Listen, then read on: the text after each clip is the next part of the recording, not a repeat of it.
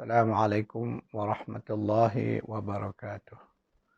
أعوذ بالله من الشيطان الرجيم. بسم الله الرحمن الرحيم. إن الحمد لله نحمده ونستعين ونستغفره ونعوذ بالله من شرور أنفسنا ومن سيئات أعمالنا.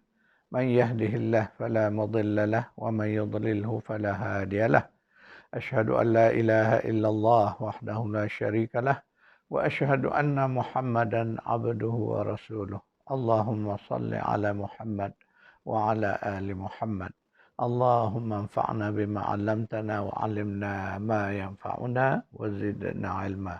سبحانك لا علم لنا إلا ما علمتنا إنك أنت العليم الحكيم. اللهم آمين. الحمد لله، syukur lillah. Pagi ini dapat kita meneruskan pengajian tadabbur surah Al-Fatihah berdasar pada buku 7 ayat yang diulang-ulang. Tuan-tuan yang memiliki buku boleh buka di halaman 86. InsyaAllah pagi ini kita sambung kuliah semalam.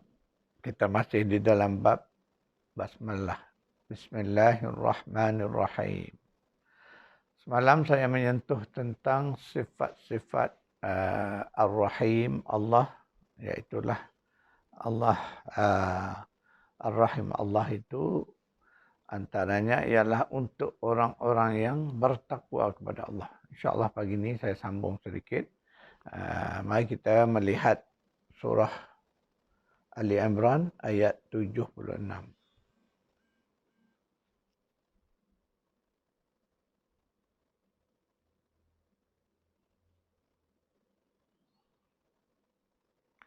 أعوذ بالله من الشيطان الرجيم.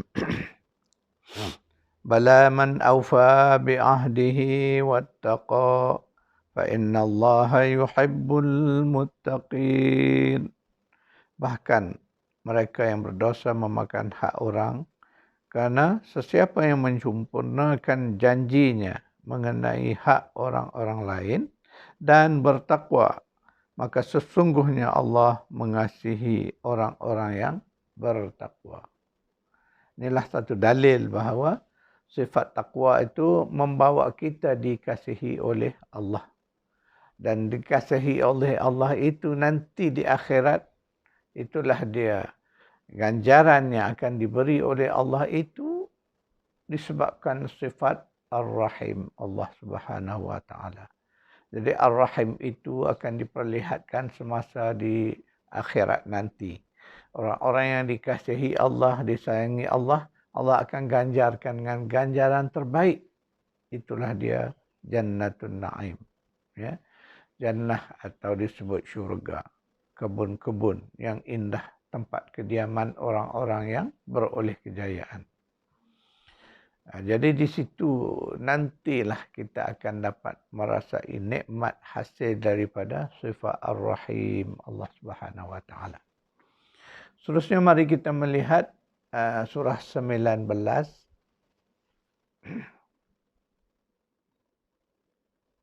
Surah 19, surah Maryam.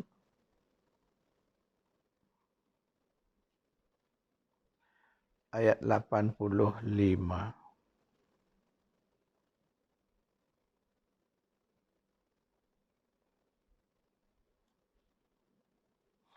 أعوذ بالله من الشيطان الرجيم. يوم نحشر المتقين إلى الرحمن وفدا. Ingatlah, hari kami himpunkan orang-orang yang bertakwa untuk menghadap Allah yang Rahman dengan berpasuk-pasukan. Jadi ayat ini menggambarkan bagaimana nanti kita di sana kita dikumpulkan. Sebab itulah Yaumil Akhir juga disebut dengan banyak nama. Antara namanya ialah Yaumil Mahsyar. Hari di mana manusia akan dikumpulkan. Jadi dalam ayat ini Allah menyebut bahawa kami mengumpulkan. Wa nahsyur. Jadi mengumpulkan semua, kita orang-orang beriman tadi akan dibawa menghadap Allah yang Ar-Rahman tadi. Dalam keadaan yang berpasuk-pasukan. bergerombolan, berkumpulan-kumpulan. Dan sifat keadaan berkumpulan itu disebut juga di dalam surah Az-Zumar. Ya. Jadi surah Az-Zumar menggambarkan orang-orang yang nak dibawa ke syurga juga dibawa dalam keadaan berpasuk-pasukan, bergerombolan. Ya. Ada tim dia. Sama juga orang yang nak dibawa ke neraka pun dia berpasuk-pasukan. Itu maksudnya. Seterusnya mari kita baca ayat dari surah 65. Surah 65.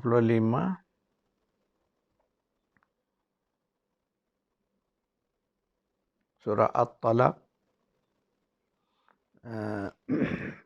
Kita baca ayat 11. A'udzu billahi minasy syaithanir rajim.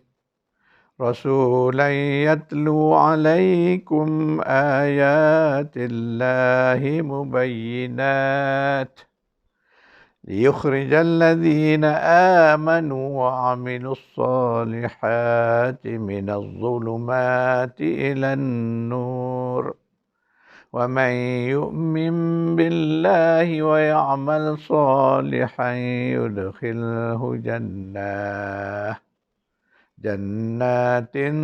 تجري من تحتها الأنهار خالدين فيها أبدا قد أحسن الله له رزقا رسولا يتلو عليكم, dengan mengutuskan seorang rasul Nabi sallallahu alaihi wasallam yang membacakan kepada kamu ayatillahi mubayyinat, ayat-ayat Allah yang menerangkan kebenaran. Liyukhrijal ladzina amanu, supaya dengannya dia mengeluarkan orang-orang yang beriman dan beramal saleh. Minaz zulumati ilan nur, dari kegelapan kepada cahaya. Wa may yu'min billah, dan sesiapa yang beriman kepada Allah dan beramal soleh akan dimasukkan oleh Allah ke dalam jannah. Di mana jannah atau kebun-kebun ini berlari di bawahnya sungai-sungai. Mereka kekal di dalamnya selama-lamanya. Khalidina fiha abada. Qad ahsanallahu lahu rizqa. Sesungguhnya Allah dengan yang demikian telah mengurniakan kepada mereka sebaik-baik rezeki pemberian. Jadi ayat yang kita baca ni panjang, menceritakan bahawa Allah mengutuskan Rasul itu supaya dia membacakan, yatlu alaikum, mana kepada kamu, dia membaca kepada kamu, orang beriman tadi, ayat-ayat Allah yang jelas. Tujuan supaya dia dapat mengeluarkan orang-orang yang beriman dan orang-orang yang beramal soleh dari kegelapan kepada cahaya. Jadi ingat simbol ya, kegelapan dan cahaya ini adalah masal perbandingan, di mana kegelapan ini merujuk kepada pertama kegelapan jahil. Jadi keluar kepada cahaya. Cahaya itu mana cahaya daripada kegelapan jahil, cahayanya ialah ilmu. Satu lagi dari kegelapan kufur. Kerana jahil itu dekat dengan kufur, maka dikeluar kepada cahaya, itulah cahaya iman. Jadi itu makna dia. Wa man yu'min billah, Allah menyebut bahawa sesiapa yang mereka itu beriman kepada Allah, wa ya'mal salihan, dan mereka itu melakukan amal soleh, yudkhilhu jannatin, mereka itu akan dimasukkan ke dalam jannah, atau kita sebut syurga. Dimasukkan ke dalam jannah, tajri min tahtihal anhar, di mana jannah atau kebun-kebun syurga itu biasa digambarkan ada sungai yang mengalir di bawahnya. Bagaimana situasi sebenar itu Allah yang lebih mengetahui. Kemudian Allah sebut di situ mereka kekal di dalamnya. Kekal selama-lamanya, khalidina fiha abada. kekal selama-lama abadi. Itu maksudnya. Kemudian disebut pula qad ahsanallahu lahu rizqa. Allah memberikan rezeki yang terbaik, segala-gala yang terbaik yang ada di dalam jannah tadi. Inilah ayat motivasi, ayat basyir dipanggil untuk menggembirakan hati orang-orang yang beriman. Jadi daripada ayat yang kita baca tadi kita lihat, Allah jelaskan syarat untuk kita dimasukkan ke dalam syurga. Hanya ada 2 syarat yang umum dan banyak disebut dalam ayat-ayat lain sebenarnya. Jadi mari kita perhati, kita ambilkan dari saripati dari ayat tadi, apakah syarat itu untuk membolehkan kita masuk ke dalam syurga Allah. Sebab itulah impian setiap orang. Akhirnya kita hendak besok sampai di akhirat kita hendakkan syurga. Dan jauh daripada neraka. Waqina azaban nar. Mohon pada Allah setiap waktu dalam doa kita jauh daripada azab neraka, tapi kita nak Allah masukkan kita ke dalam syurga. Maka ayat ini telah memberikan kepada kita panduan penting. Kuncinya itulah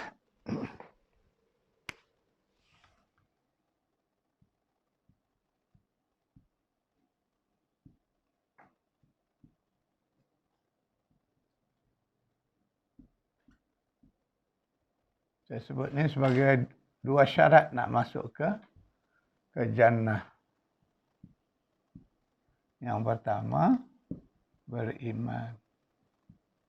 Yang kedua, beramal soleh.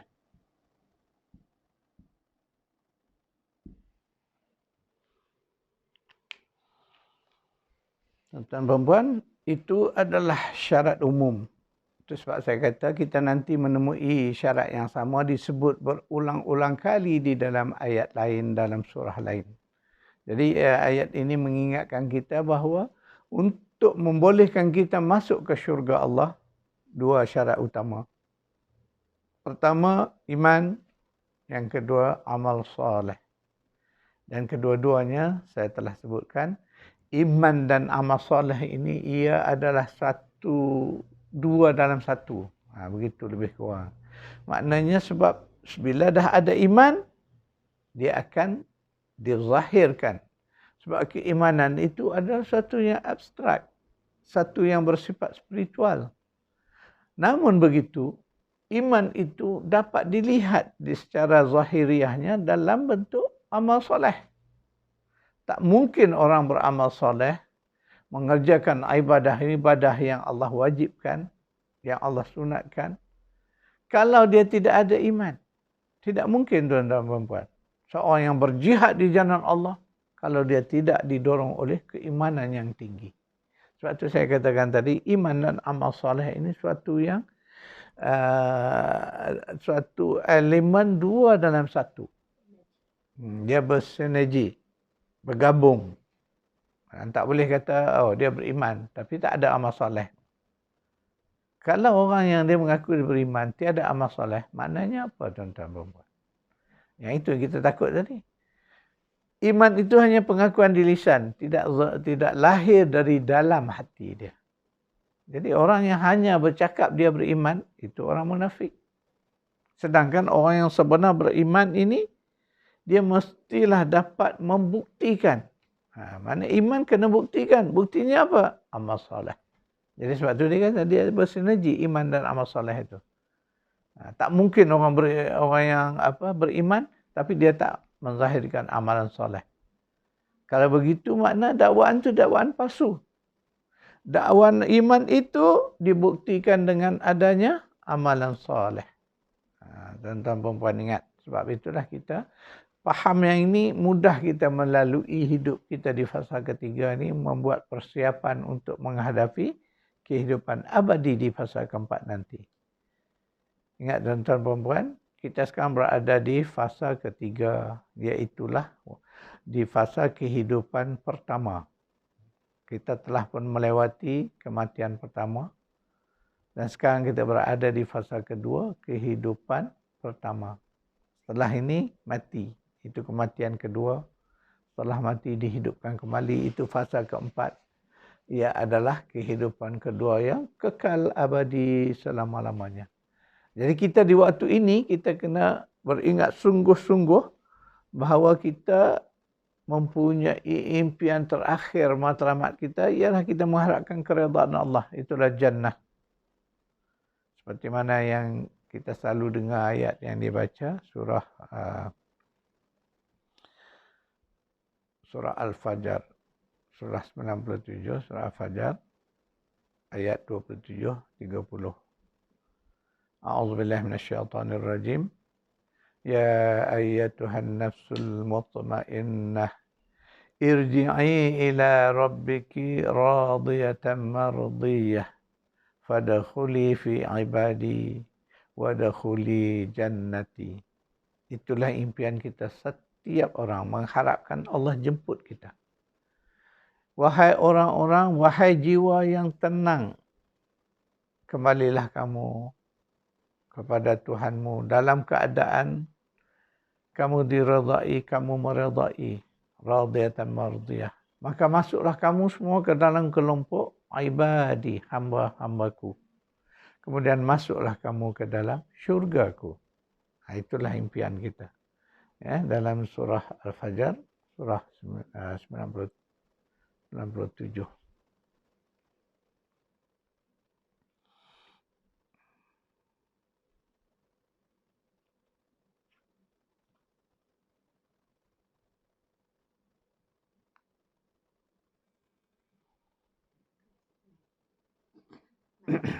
Maaf ni silap 89 tuan-tuan ya, bukan 90, 89 ayat 27 hingga 30 ayat terakhir.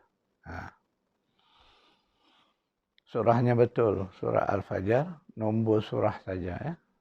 Nombor surah tadi berapa? 89 ya. Jadi yang itulah kita ingat ayat tadi menceritakan bagaimana saat kita kembali kepada Allah nanti, kita mengharapkan kedudukan yang itulah dia. Mana Allah memanggil nafs, ya ayat Tuhan nafs. Kenapa disebut nafs? Nafs tu biasa juga merujuk diri manusia. Tetapi makna hakiki pada nafs tu ialah jiwa. Jadi maknanya manusia kita ni, diri kita, bahagian yang paling penting ialah jiwa.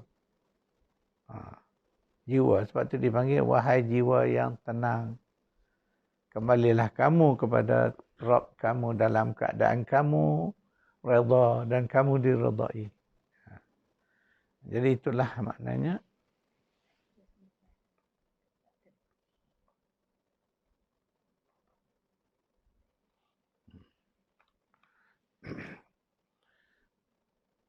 Jadi tuan-tuan dan puan-puan, kita dah diingatkan bahawa untuk mendapatkan rahmat kasih sayang Allah tadi, kita perlu meletakkan diri kita dalam posisi yang benar. Jadi posisi yang benar, ingatlah, mudah untuk kita mengingat diri kita setiap masa. Iman, amal soleh. Iman, amal soleh. Jadi iman ini sesuatu yang bersifat spiritual. Makna dalam diri kita, keyakinan kita kepada Allah, keyakinan kita kepada malaikat, kepada kitab, kepada hari akhirat. Tetapi keyakinan itu mesti dizahirkan di dalam bentuk amalan soleh. Jadi dua-dua itu mesti sentiasa mantap. Itu sebabnya kita dari hari ke hari, kita perlu sentiasa menyemak status iman kita. Waktu tuan-tuan perempuan, saya memandang penting elemen ini. Kita kena selalu semak. Kalau kita tak semak, kita akan jadi lupa, lalai, leka untuk melihat ke dalam diri kita. Jadi kita sebagai orang yang beriman kena sentiasa menyemak iman kita. Jadi ini kerja muhasabah yang setiap orang perlu laku untuk diri sendiri. Jadi dengan menilai iman, kita akan nilai amal soleh kita. Adakah kita telah melakukan amal soleh sesuai dengan kehendak Allah? Dan adakah amalan soleh kita meningkat dari hari ke hari? Menjadi lebih baik, lebih baik. Dan adakah amalan soleh kita meningkat ke level yang saya sebut sebagai level jihad? Islam menyebut kalimah jihad. Jadi kalimah jihad umumnya nak difaham tidaklah sulit. Maknanya berjihad tu bukan semesti kita pergi berperang, melawan musuh-musuh sahaja, bukan. Berjihad di dalam segala segi. Jadi dari amal soleh kita itu, kita buat dengan sungguh-sungguh. Itulah makna jihad. Jahada, kata-kata yang asalnya ialah dari lafaz bersungguh. Itu jahada. Jadi bersungguh-sungguh. Jadi amalan yang jihad itu makna amalan yang kita lakukan dengan terbaik. Sungguh-sungguh. Penuh komitmen. Jadi tak kisahlah amalan apa pun yang kita laku dengan sungguh-sungguh, ia akan mengangkat amalan itu menjadi amalan jihad. Itu kena faham secara umum. Bila kita faham yang itu, makna setiap kita ada peluang untuk berjihad. Walaupun kita tidak ada peperangan melawan musuh. Tapi kita masih berjihad. Contoh di bidang ilmu. Bidang ilmu ni satu bidang yang memang memerlukan jihad, tuan-tuan. Contoh nak belajar saja pun tidak mudah. Ujian-ujian syaitan akan menghalang kita daripada nak belajar. Nak mencari ilmu itu, halangan yang sangat banyak. Tantangan, dugaan yang sangat banyak. Maka ketika kita bersungguh-sungguh berjuang, belajar dari tidak tahu menjadi tahu, berusaha ke sana sini untuk mencarikan ilmu, itu kerja jihad, tuan-tuan puan-puan. Sebab itu ilmu ini bukan kerja main-main. Kalau sekadar kita di level biasa-biasa tak dapat. Jadi itu yang saya nak jelas supaya kita faham bahawa kita bermula dengan iman, amal soleh, dan amal soleh itu kita tingkatkan ke level jihad. Di situlah kita akan yakin jaminan untuk kita bawa ke hadapan Allah ketika bertemu dengan Ar-Rahman nanti di sana. Itulah bukti kita bahawa kita ni orang yang beriman dan orang yang beramal soleh. Dan itu akan menjadi tiket untuk kita masuk ke dalam syurga Allah. Tuan-tuan dan puan-puan, hari ini kita dah habis makna memahami makna-makna daripada kalimah Ar-Rahim. Jadi kita dah sebut dulu kalimah Allah, Ar-Rahman dan Ar-Rahim. Dari segi tadaburnya selesai, insya-Allah. Jadi pagi ini kita sambung sedikit untuk melihat amalan melafazkan basmalah. Kita ingat ya, di dalam hidup seharian kita ada amalan-amalan yang kita wajib melafazkan kalimah basmalah sebelum melakukannya. Jadi mari kita lihat pertama berwuduk. Jadi berwuduk ni satu amalan yang kita kena lafazkan basmalah. Yang ini kita dapatkan daripada hadis dari Abu Sa'id. Katanya Nabi SAW bersabda, la wudu'a liman lam yazkuris mallahi alaihi. Tidak sah wuduk bagi sesiapa yang tidak menyebut nama Allah ketika mengambilnya. Ini dalil. Jadi hadis ini riwayat daripada Ibnu Majah. Ya. Hadis sahih dari riwayat Ibnu Majah. Diriwayatkan dari Abu Sa'id. Ya. Iaitu satu daripadanya makna waktu kita nak berwuduk kena mulakan dengan basmalah. Yang kedua ketika mulai makan. Ini juga berdalil kepada hadis Nabi SAW. Daripada Umar bin Abu Salamah katanya, ketika aku masih kecil di rumah Rasulullah SAW dan tanganku menyentuh sana dan sini pada hidangan. Lalu baginda menegurku, ya gulam, samillah wa kul mimma yalik. Maknanya, wahai anak. Sebab waktu itu Umar Abu Salamah masih kecil. Jadi Rasulullah menegurnya, wahai anak, ucapkanlah basmalah. Ucapkan basmalah. Malas nak makan tu. Makan dengan tangan kananmu. Makan dengan tangan kananmu. Dan makanlah apa yang dekat denganmu. Makna di dalam hadis riwayat ini, ada tiga perkara yang Nabi nak ajarkan. Kita ni, umat dia, melalui anak yang namanya Umar bin Abu Salamah tadi waktu dia kecil. Ya. Nabi mengajar dia, tetapi hakikatnya itulah untuk kita. Yang pertama, nak makan kena sebut bismillah. Yang kedua, makan dengan tangan kanan. Dan yang ketiga, ketika nak mengambil makanan, ambil yang dekat dulu. Ini 3 sunnah yang diajar tentang makan. Berkaitan dengan apa yang kita belajar hari ini, maknanya nak makan tu kena sebut basmalah. Seterusnya, ketika kita terlupa, kita dah makan terlupa nak baca bismillah. Ada hadis dari Aisyah radhiyallahu anha, katanya Rasulullah bersabda, "Idza akala ahadukum falyazkur ismallahi ta'ala fa in nasiya an yuzkarallahi ta'ala fi awalihi wa akhirih." Apabila seseorang di antara kamu hendak makan, maka hendaklah ia mengucapkan basmalah. Itu sebutan bismillahirrahmanirrahim. Jika ia lupa mengucapkan basmalah di awalnya, maka hendaklah ia mengucapkan bismillah di awal dan akhirnya. Jadi ketika kita kadang-kadang lupa, maka kita akan sebut bismillah awalihi wa akhirih. Itu kaedah dia. Okey, seterusnya kita ketika lafaz bismillah ketika bersama isteri, berhubungan dengan isteri. Dari Ibnu Abbas radhiyallahu anhu, katanya Nabi sallallahu alaihi wasallam berpesan kepada sesiapa yang hendak bergaul dengan istrinya supaya mengucapkan bismillah. Allahumma jannibna syaitan wa jannibish syaitana ma razaqtana. Lafazkanlah bismillah. Kemudian, ya Allah, jauhilah syaitan daripada kami dan jauhilah syaitan daripada apa yang engkau hendak kurniakan kepada kami. Itu lafaz bismillah ketika berhubungan jenis. Seterusnya, amalan pagi dan petang. Amalan pagi dan petang, ini hadis daripada Uthman bin Affan radhiyallahu anhu.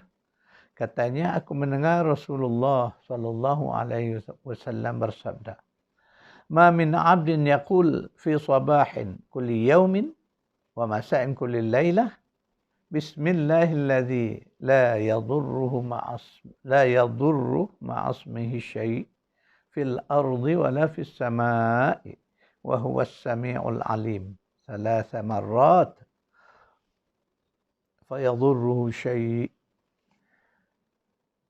Maknanya, tiada seorang hamba yang mengucapkan pada waktu pagi setiap hari dan pada waktu petang setiap malam dengan mengucapkan bismillahilladzi la yadurru ma'asmihi syai'un fil ardi wala fis sama' wa huwa samiul alim. Itu lafaz bismillah itu. Makna dengan menyebut itu sebanyak 3 kali. 3 kali waktu pagi, 3 kali di waktu petang. Yadurruhu syai'. Maka apakah ada sesuatu yang dapat memudaratkannya? Maknanya dengan mengamalkan basmalah yang kita baca tadi, bismillahilladzi la yadurru ma'asmihi syai'un fil ardi wala fis sama'i wa huwas samiul alim, 3 kali pagi, 3 kali petang, insya-Allah kita dijauhi daripada segala mudarat. Ini hadis yang diriwayatkan oleh Sayyidina Uthman Affan, ya.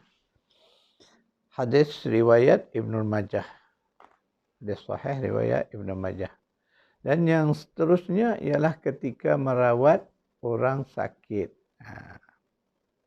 Jadi kita merawat orang yang sakit juga kita digalakkan dimulakan dengan lafaz bismillah.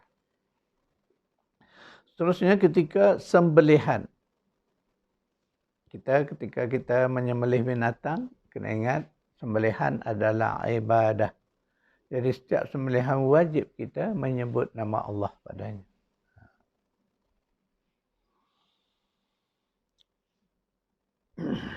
Jadi yang ini dalil di dalam Al-Quran. Kita boleh melihat kepada surah 6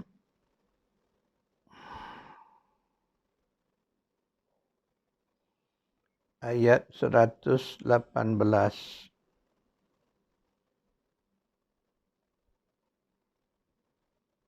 أعوذ بالله من الشيطان الرجيم فكلوا مما ذكر اسم الله عليه إن كنتم بآياته مؤمنين.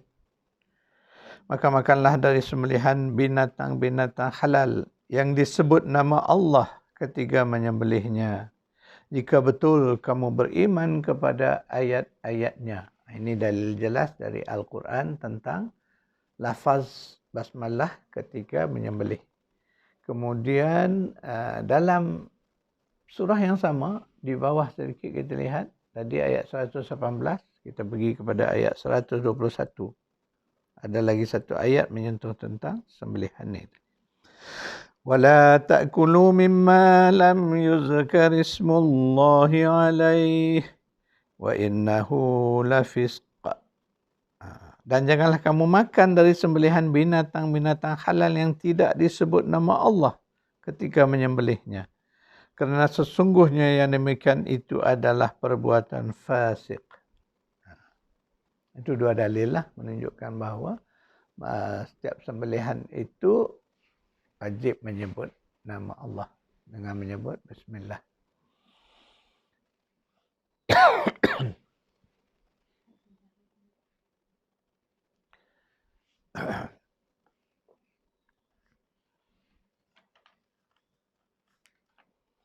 Jadi tuan-tuan perempuan, bab basmalah ni kita dah sampai ke penghujung. Kita dah baca dah dalil-dalil.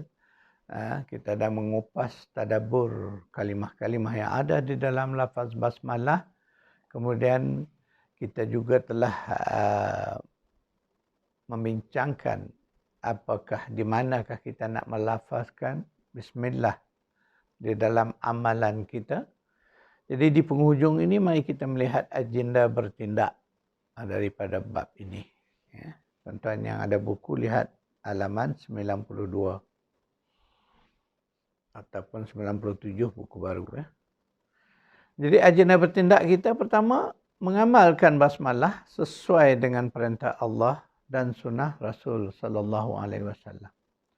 Yang kedua, biasakan memulakan sesuatu kerja dengan melafazkan basmalah. Yang ketiga, jadikan kebiasaan membaca lafaz basmalah ketika dalam keadaan apapun. Yang keempat, hayatilah makna dan energi basmalah. Itu agenda bertindak. Ingat tuan-tuan dan puan, kita belajar Al-Quran, dah faham sungguh-sungguh makna dia, maka kita beramal dengannya.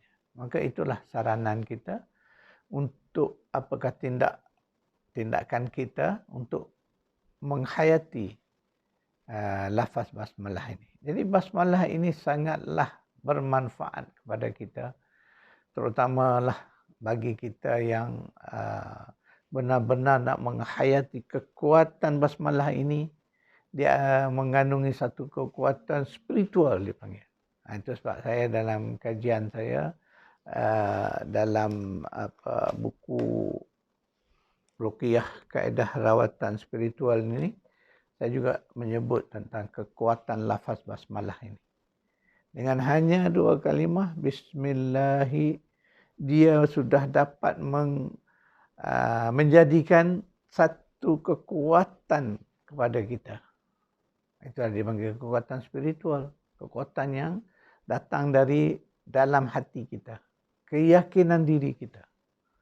Jadi kekuatan ini kita boleh manfaatkan. Energi Bismillah ini sangat dahsyat tuan-tuan dan puan. Kita boleh manfaatkan di dalam seluruh hidup kita dalam bentuk untuk melindungi diri kita baik ataupun untuk apa-apa tujuan yang baik. Kita mulakan dengan, sebab apa tidak adalah kalimah nama yang teragung selain daripada nama Allah.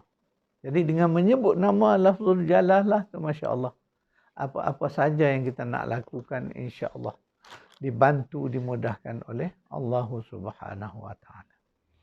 Di tuan-tuan perempuan, kuliah kita hari ini sekadar itu dulu, dan kita telah pun menghabiskan bab basmalah. Insya-Allah besok kita akan memasuki bab baru, iaitu bab hamdalah.